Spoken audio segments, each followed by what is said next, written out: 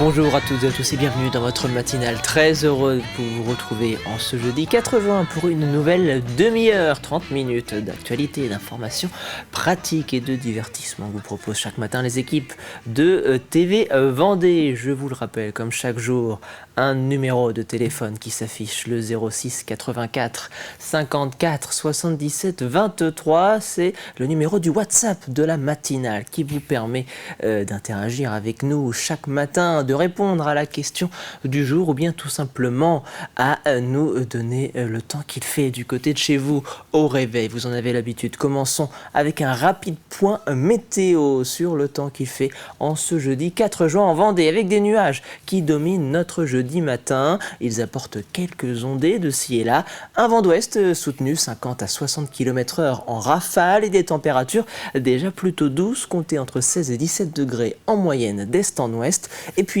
au fil de l'après-midi, nous devrions retrouver un peu plus d'éclaircies par l'ouest. Les averses devraient également se raréfier mais seront toujours présentes en Vendée. Le vent d'ouest reste vif avec jusqu'à 60 km/h en rafale. Les températures, elles, grimpent légèrement pour atteindre les 19 à 20 degrés en moyenne cet après-midi. Direction le littoral pour jeter un coup d'œil aux marées du jour et des coefficients toujours à la baisse en cette première partie du mois de juin. Comptez 70 et 62 pour les marées du jour.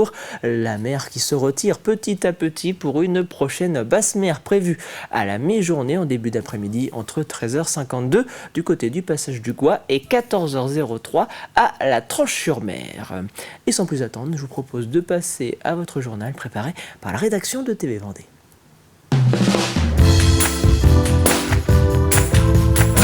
Et on commence au bord des rives de Lyon, dans la vallée de Piquet, où l'Office français de la biodiversité reconduit en ce printemps sa campagne AirPro, dont l'objectif est de protéger les espaces naturels à une époque où l'affluence grimpe dans de nombreux sites touristiques en Vendée. Entre pédagogie et rappel à l'ordre sur les bons gestes à adopter, immersion aux côtés de ces policiers de l'environnement qui veillent sur notre biodiversité locale. Anaïs Escalona. Pas de procès verbal, mais un carton jaune pour cette promeneuse. En ce mois de mai, l'Office français de la biodiversité déploie sa campagne de sensibilisation face à l'afflux de touristes. Une présence qui surprend parfois les usagers. Plutôt étonnée, oui, parce que je viens souvent, mais après, je trouve ça chouette que l'environnement soit préservé. Sur le département, 15 inspecteurs surveillent ainsi plus de 150 zones protégées. Le mois de mai, avec ses ponts festifs, correspond à un moment crucial pour la biodiversité. Au mois de mai, c'est un peu un pic au niveau de la biodiversité, donc sur la faune, la flore, les floraisons, l'élevage des petits, l'alimentation. Donc on est vraiment en fait sur une période un peu phare dans les activités biologiques. Et le but en fait, c'est de venir sur des espaces comme ici qui sont, on va dire, très fréquentés par le touriste et de sensibiliser principalement sur cette période les usagers de la nature aux risques, aux limites et aussi à la préservation commune de la biodiversité. Ici, se rafraîchir dans la rivière peut perturber gravement la vie aquatique, notamment les loutres qui viennent s'y alimenter. Les panneaux à l'entrée du site le rappellent, mais ils sont rarement lus. Pour ces jeunes, l'explication l'emporte sur l'amende. On ne s'est jamais fait arrêter par la police de l'environnement pour se dire de sortir de l'eau, mais ça va, comme il n'y a pas eu de sanction ou quoi, on a juste été prévenus et puis voilà que c'était interdit. Si le cas par cas reste la règle pour verbaliser les abus, le défi pour cette jeune institution née en 2020 est ailleurs. Réussir à s'ancrer dans le paysage. Oui, à la différence de nos collègues de l'Office national des forêts, l'inspecteur de l'environnement, il a un domaine de compétence sur tout milieu, que ce soit en forêt, en zone maritime ou encore sur un milieu terrestre quel qu'il soit. Il a accès, dans le cadre de ses prérogatives, à contrôler et surveiller tous ces sites et tous ces espaces naturels. De la baie de l'Aiguillon à l'île de Noirmoutier, les policiers verts veillent avec un message clair, partager la nature sans la dégrader. La Vendée va connaître en septembre 2026 la fin d'une ère, celle du réseau 2G. Apparu dans les années 90, ce réseau essentiellement téléphonique est aujourd'hui jugé obsolète et est utilisé par de moins en moins de clients. En Vendée, Orange ne compterait plus que 2600 utilisateurs de ce réseau qui permet uniquement d'envoyer des SMS et d'appeler.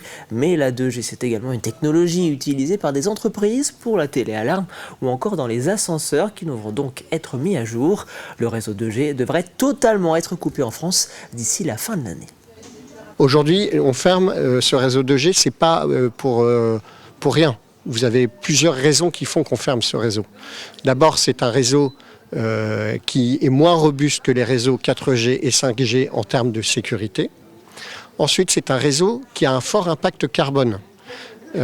Aujourd'hui, quand vous consommez 1 gigaoctet de data sur le réseau 2G, ça consomme 500 fois plus d'énergie qu'en 5G. Donc c'est vraiment très important. Et la consommation des réseaux 2G et 3G, donc troisième génération, sur le réseau mobile, ça représente jusqu'à 30% de la consommation globale d'Orange sur ces réseaux. Donc il était temps effectivement de les fermer et d'accompagner nos clients vers des nouveaux usages et vers le très haut débit. Et en 2028, c'est normalement le réseau 3G qui devrait lui être totalement coupé également. C'est un moment toujours très important au cours d'une vie d'expatriés. Une trentaine de femmes et d'hommes originaires d'Angleterre, du Pérou, de Tunisie ou encore du Burkina Faso viennent récemment d'être naturalisés français à l'occasion d'une cérémonie officielle organisée à la préfecture de Vendée à La Roche-sur-Yon. Chaque année, une centaine de personnes viennent à être naturalisées en Vendée, l'occasion pour ces nouveaux citoyens français de connaître leurs droits et leurs devoirs. Ça fait 8 ans que je suis en France. Moi, je suis médecin gynécologue. J'ai fait mes 7 ans de médecine générale à Beyrouth, mais je suis arrivée en France en 2018 pour faire ma spécialité. Et du coup, c'était un parcours de 5 ans avec 6 diplômes français en 6 universités différentes. Et enfin, 2 ans d'assistanat. Après, j'étais dans les hôpitaux comme praticien contractuel. Et voilà, donc j'ai déposé un dossier, vu que ça fait un moment que je suis en France et que j'aime bien ce pays et que j'aime bien devenir française. Et voilà, ça a abouti depuis 3 mois et aujourd'hui on fête ça ensemble. Alors je suis marié depuis 2009 avec une Française et mes enfants ils sont français et naturellement je suis français. De cœur même avant d'avoir je dirais la nationalité. La démarche est très longue, hein, évidemment, il faut faire une demande de naturalisation et après l'État français reconstitue tout votre état civil, fait des enquêtes naturellement, donc la démarche est assez longue, il faut être patient. Devenir français, ça se mérite. Direction le collège Auguste et Jean Renoir de La Roche-sur-Yon où plusieurs classes de l'établissement ont participé cette année à la 3e édition du concours national de lecture Sondo. Derrière ce concours se cache l'entreprise nantaise Mobidis spécialisée dans la bibliothèque numérique. L'objectif de ce concours est également de pousser les jeunes à passer plus de temps à lire, que ce soit sur support numérique ou bien papier. Ce concours, ça permettait de transformer la lecture en un sport collectif puisque les lecteurs fonctionnaient en équipe. Et donc le fait qu'il y ait cette dynamique de groupe fait que les uns tirent les autres et que les petits lecteurs sont amenés à lire de plus en plus. C'est quand j'ai installé l'application sur mon téléphone, ça me permettait de lire un peu partout dans le car, chez moi.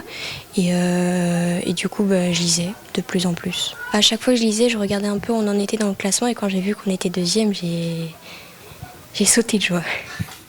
Dans un contexte où les petits centres-bourgs cherchent à se revitaliser, le mouvement rural de Vendée propose à travers Cosette, sa caravane saine, des ateliers de découverte et d'expression créative au cœur des villages ruraux. Baptisés les ateliers attelés, cette opération itinérante sillonne le sud Vendée et était récemment de passage à la Caillère Saint-Hilaire.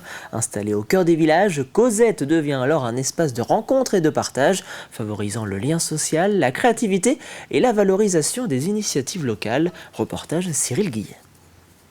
Alors tu l'accroches là dans ta maille, et tu tournes autour là, et puis après ici. La caravane Cosette a largué les amarres au cœur de la Caillère Saint-Hilaire pour une après-midi d'expression créative. Je suis en train de faire un attrape-rêve et je pense que je l'offrirai à une amie qui n'en a pas parce que j'en ai déjà un chez moi. À l'initiative de ce projet, il y a le mouvement rural de Vendée dont l'objectif est de créer du lien et redynamiser les petits bourgs. Attends, mamie, elle fait le nœud. On est dans le sud Vendée, entre dans la Châtaigneraie, Chantonnay, Saint-Hermine, Fontenay, sur un territoire qui est vraiment touché par l'éloignement des lieux d'activité culturelle, des espaces de service. Et donc là, c'était vraiment venir à la rencontre des gens pour proposer ça là où ça n'existait pas ou peu. Je suis venue avec ma petite fille Alice, qui adore bricoler. On fait souvent des bricolages toutes les deux à la maison. Et là, c'est une occasion de trouver d'autres personnes, se rencontrer, échanger. Ces ateliers attelés permettent à la population de se retrouver et créer un réseau social autour d'une activité créative. Il y a plein de gens qui s'ennuient, qui n'ont que la télé à regarder ou quoi que ce soit. Et voilà, je trouve que c'est super. Ça permet d'apprendre des choses qu'on ne connaît pas. Et puis ça permet de voir beaucoup de monde aussi. Dans notre commune, c'est vraiment ça qui fait vivre et qui anime, comme vous pouvez le voir derrière, nos centres-bourgs. Ça fait sortir les gens de chez eux, surtout avec un aussi beau temps aujourd'hui. Chaque étape est organisée en lien avec les acteurs associatifs locaux et différentes thématiques sont proposées au fil des rencontres. L'idée, c'est vraiment d'aller au plus près des gens et de leur proposer quelque chose au plus près de chez eux. Alors là encore, on est à la Caillère, il y a quelques points de rencontre qui existent, mais par exemple, la semaine dernière, on a été à la Jaudonnière et c'est vrai que c'est des endroits où il y a moins de commerce, il y a moins de lieux. Et puis l'idée, c'est de traverser un peu les villages alentours. Cosette et ses ateliers attelés feront halte le mardi 9 juin à Saint-Martin-la-Rend-Saint-Hermine et le mercredi 10 juin à Bazot-Jean-Paret. Et on termine ce journal avec un mot de sport et plus particulièrement de fléchettes. Pour la première fois depuis sa création à l'été 2025, le Fléchette Club Traditionnel 85 organisé récemment son Open, un tournoi réunissant 24 équipes. Une très belle première pour cette association qui a débuté avec seulement 3 licenciés et qui en compte désormais plus d'une vingtaine. Preuve que le club a su trouver sa cible en Vendée. Aujourd'hui, on a 23 équipes qui viennent aux alentours de Fontenay, principalement, un petit peu les Deux-Sèvres, un petit peu la Charente-Maritime. Et donc, du coup, l'idée, c'est que tout le monde puisse se rencontrer le maximum de monde et potentiellement intégrer différents clubs si ça les intéresse et qu'on puisse avoir tout le monde intéressé et dans une bonne ambiance principalement et de fair play, bien sûr. Et c'est le principal objectif de cette journée. Là, on a des phases de groupe le matin par groupe de 4 et ensuite l'après-midi on aura un tournoi principal et un tournoi consolante en fonction du classement de la matinée. L'Open là se déroule en format 501 double out, donc ça veut dire que les gens partent de 501 et doivent arriver à 0 parfaitement en faisant un double à la fin. Donc ils sont obligés de finir par un double, ils ne peuvent pas finir par 19 tout seuls. S'il leur reste 6, ils doivent faire double 3 par exemple. Donc voilà le format, donc il y a le premier qui gagne 2 manches remporte le match. En fait on doit être dans l'anneau extérieur pour finir. Donc si on a 24 à finir, on est obligé de faire double 12. On ne peut pas faire 20 et 4. Et c'était le journal préparé par la rédaction de TV Vendée. Jetons un rapide coup d'œil à la météo de votre jeudi 4 juin, avec des nuages qui dominent notre matinée. Ils apportent quelques ondées de ci et là en Vendée. Le vent d'ouest, lui, est soutenu, comptez 50 à 60 km/h en rafale. Les températures sont déjà très douces ce matin, comptez entre 16 et 17 degrés d'est en ouest. Au fil de l'après-midi, nous devrions retrouver un peu plus d'éclaircies provenant du littoral. Les averses devraient également se raréfier avec un vent toujours assez vif, comptez 60 km/h en rafale. Le mercure grimpe très légèrement par rapport à ce matin, comptez 19 à 20 degrés en moyenne en ce jeudi. Exceptionnellement, depuis le début de la semaine, dans la matinale, nous vous proposons chaque jour un rapide portrait des skippers qui prendront le départ de la Vendée Arctique ce dimanche 7 juin. Départ que vous pouvez retrouver sur notre antenne ce dimanche. 4e portrait de cette série avec le rookie de l'épreuve, l'Italien Ambrogio Beccaria de l'équipe Alla Grande Mapei, révélé au grand public en devenant le premier Italien à remporter la Mini Transat en 2019. Le skipper a franchi un nouveau cap en rejoignant la classe IMOCA en avril 2025. Représentant la nouvelle génération de marins, il nourrit de grandes ambitions et poursuit son apprentissage au sein de la catégorie reine de la course au large. Un portrait proposé par Paul Deswatines.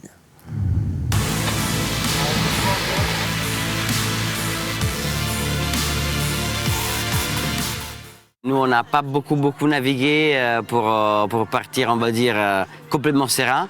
Mais bon, c'est une course tellement aventureuse que c'est bien de partir avec un petit sens d'appréhension quand même. La chose que je chercherais le plus, c'est vraiment à connaître plus moi-même par rapport au bateau, comment on va s'entendre, est-ce que je serai à la hauteur de ce bateau, quoi. Parce que les bateaux ils sont quand même très exigeants, c'est vite des gros bateaux où si on fait des erreurs, on les paye super cher. Du coup, j'espère que le bateau soit un peu clément avec moi. C'est presque un demi-bateau neuf, dans le sens qu'on a déplacé la position des foils, que c'est la partie la plus importante de ces bateaux, parce que c'est les structures que vous voyez derrière moi qui permettent au bateau de voler et que du coup, il y a des phases dans lesquelles tout le poids des bateaux il passe qu'à travers ces structures-là. Du coup, ça a été un énorme travail. Et ça révolutionne aussi toute la façon de régler, de contrôler son vol. Du coup, il y a plein de choses que je vais découvrir pendant la course. C'est excitant. Pour le moment, on ne peut pas encore savoir, mais nous, on l'a fait pour décoller plus tôt. Parce que du coup, les foils plus enfoncés dans l'eau, ça permet le bateau à décoller plus tôt. En gros, c'est comme si on avait plus de surface des foils dans l'eau. C'est facile à comprendre. Plus c'est gros, plus ça pousse, et plus ça sort de l'eau plus tôt. Mais par contre, du coup, ça veut dire qu'à haute vitesse, au contraire, tu as trop de portance. Le bateau, ça va être plus instable. Du coup, il faudra voir comment on va gérer cette instabilité. C'est des données, mais c'est aussi des sensations. Parce que les données, oui, c'est important, mais vu qu'il y a énormément de données dans des bateaux comme ça, il faut passer aussi à travers des sensations de ce que moi je ressens à bord, parce qu'il faut filtrer tout ça. Si on regarde que les données, ça risque d'être assez étanche à la compréhension, parce qu'il y a trop de choses qu'il faut regarder en même temps. Du coup, des fois, c'est bien de passer d'abord par un filtre humain et après on regarde les données. J'ai fait quand même quelques grandes transats en solo. Je fais la route du Rhum, je fais la Détransat CIC. C'est quand même des courses assez froides, on va dire. Surtout la Détransat, on est arrivé dans la courant du Labrador, que c'est un courant du nord qui touche le Canada, qui est même plus froide que l'eau qu'on aura en Islande. Je sais qu'est-ce que ça veut dire mettre les mains dans l'eau à 4 degrés et ça fait mal. Du coup, j'ai très peur pour mes mains. Mais bon, par contre, je sais que la partie très froide, ça ne va pas durer très longtemps. Parce qu'au final, dès qu'on va s'éloigner de l'Islande, ça va vite reprendre pas mal de températures. Mais après, oui, j'apprends aussi le fait qu'il y a toujours de la lumière pour régler un peu notre sommeil. C'est pas évident. Ça, j'ai jamais fait. C'est une course extrême, c'est pas un transat. Et quand je dis ça, c'est pas parce que les transats sont faciles, mais c'est que les transats, on a l'habitude d'en faire 2 par an. Du coup, on connaît beaucoup tous les systèmes météo qu'il y a, tous les pièges qu'il peut y avoir. On a beaucoup d'historique. Sur cette course, on n'a pas d'historique. On n'a jamais réussi à faire le parcours en entier. Du coup, c'est sûr que ça fait peur une course que tu n'as jamais réussi à faire le parcours en entier. Tu te dis que ça veut dire que c'est compliqué. On a mis une énergie de dingue dans ce projet et c'est un projet très jeune, mais avec énormément d'énergie.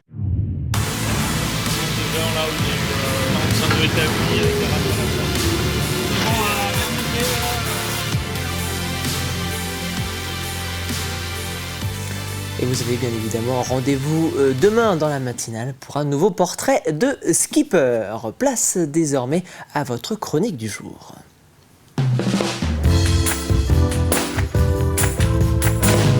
Au programme de ce jeudi, une nouvelle chronique Asso présentée par notre journaliste Jeanne Bell. Elle est allée à la rencontre d'une association créée l'été dernier et qui connaît déjà un rapide développement en direction Fontenay-le-Comte pour parler fléchettes.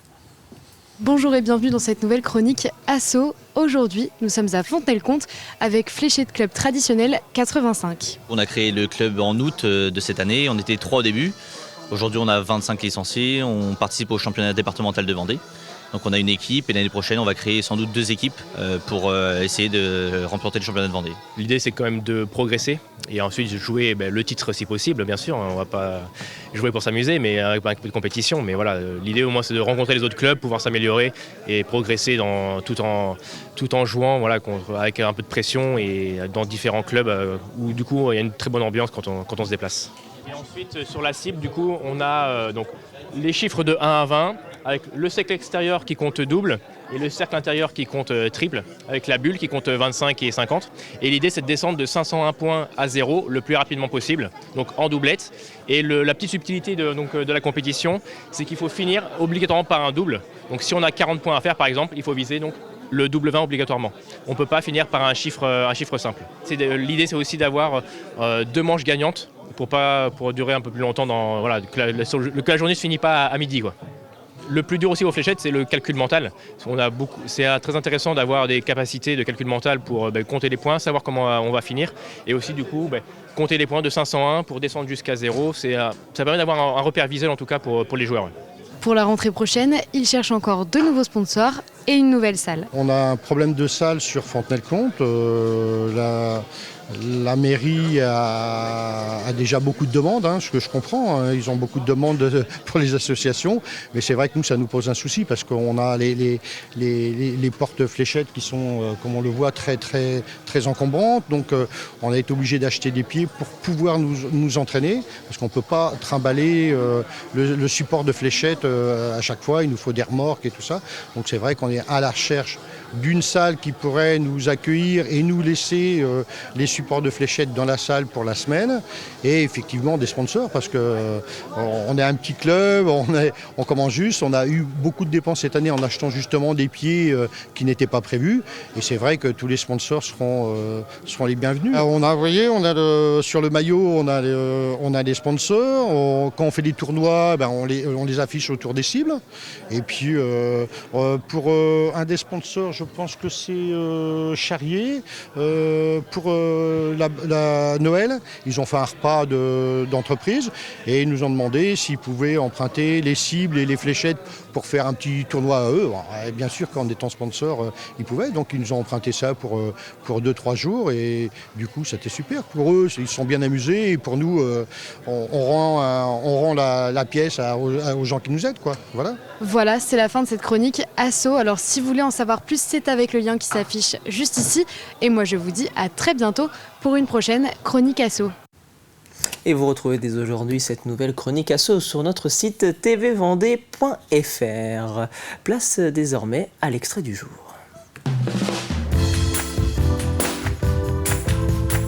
Tous les matins, nous vous présentons dans la matinale un extrait d'une émission diffusée ce jour sur TV Vendée, émission de culture, d'histoire ou encore d'actualité. Aujourd'hui, l'extrait du jour est consacré à l'émission Vivez la Vendée, présentée par Louise Viager. Elle vous emmène dans les coulisses du village de la Vendée Arctique, au Sables-d'Olonne, pour parler environnement.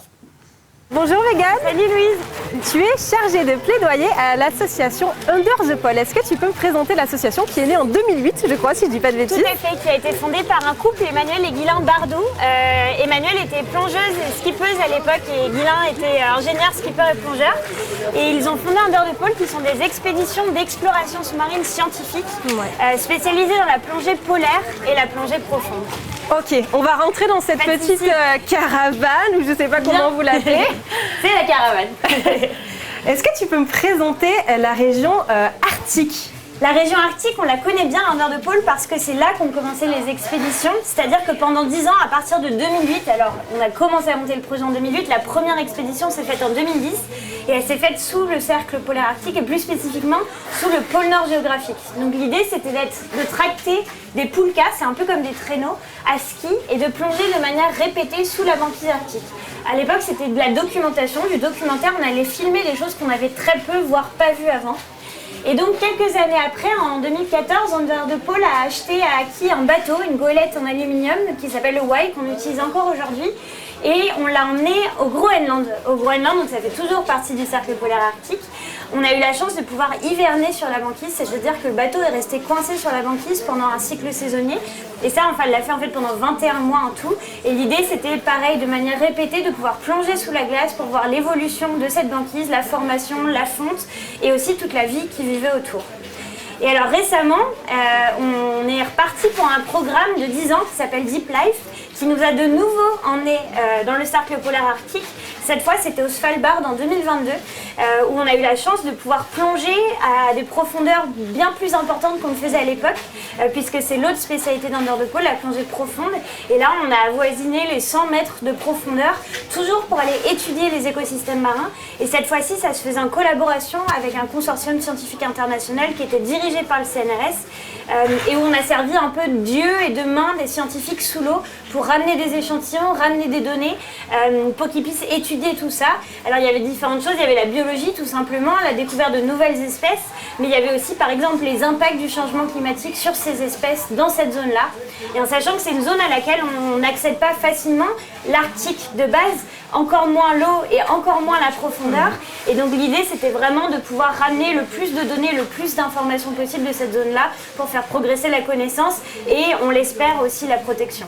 Et si vous souhaitez en savoir plus sur ce projet, rendez-vous dès ce matin avec les premières diffusions de ce nouveau numéro de Vivez la Vendée. Nous approchons de la fin de cette matinale, c'est donc l'heure de votre café cuisine.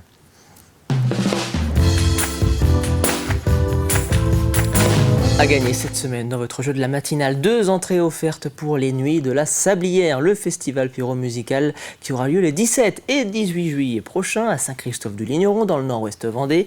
La question à laquelle vous devez répondre, la voici. Quel chanteur français parcourt actuellement la Vendée à pied dans un projet musical itinérant?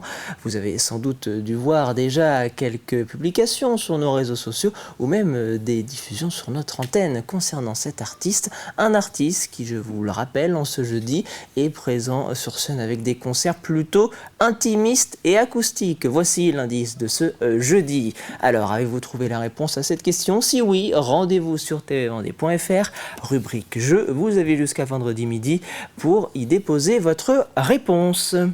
Et c'est la fin de cette matinale. Merci beaucoup de l'avoir suivi. Vous avez rendez-vous dès 12h30 avec Alice Blanchard pour un nouveau point sur l'actualité en Vendée. Ce soir, rendez-vous avec une nouvelle soirée spéciale du parcours média avec les élèves du collège des Colibert à Saint-Michel-en-Lerme. Une émission présentée par Caroline Tronche. Je vous donne rendez-vous, moi, demain dès 7h. Très bonne journée à tous sur TV Vendée. Don't worry, baby. Just call my